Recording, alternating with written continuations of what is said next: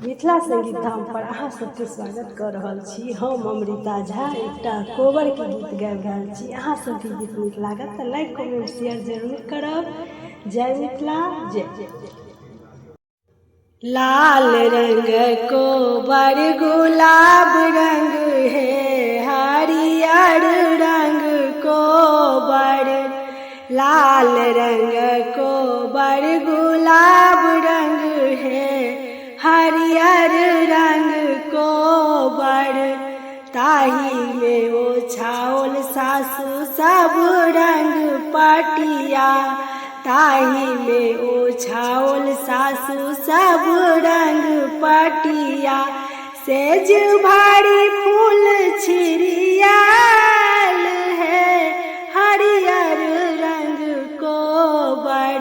सेज भारी फूल छिड़ियाल है, हरियर रंग कोबर।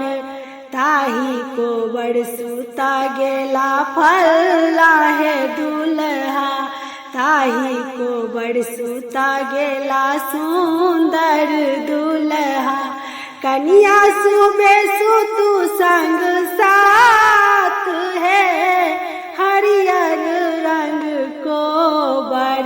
कन्या सुबे सुतु संग साथ है, हरियर रंग कोबर।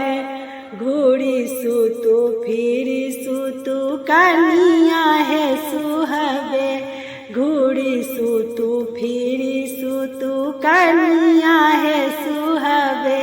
आही घाम चादरी मलिन है, हरियर रंग कोबर।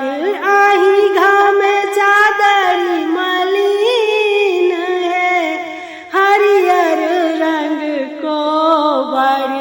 एतबे वचन सुनलनि कन्या है सुहबे, एतबे वचन सुनलनि कन्या है सुहबे।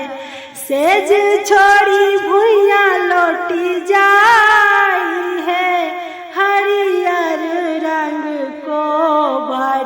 सेज छोड़ी भुइया लौट जाई है, हरियर रंग कोबर। आंगना बाहरते तोहे से लखी गे चेरिया, आंगना बाहरते तोहे से लखी गे चेरिया। साड़ी हो जी दिया ने बजाई है, हरियर रंग कोबर।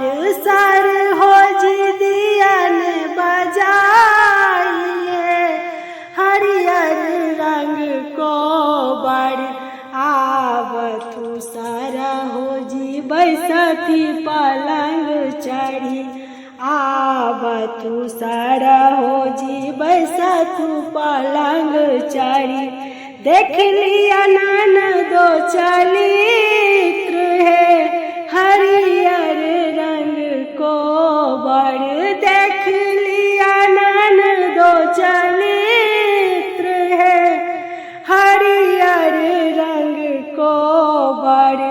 हमरो ननदिया नंदसिया गंगा जी के मांगल, हमरो ननदिया नंदसिया गंगा जी के मांगल।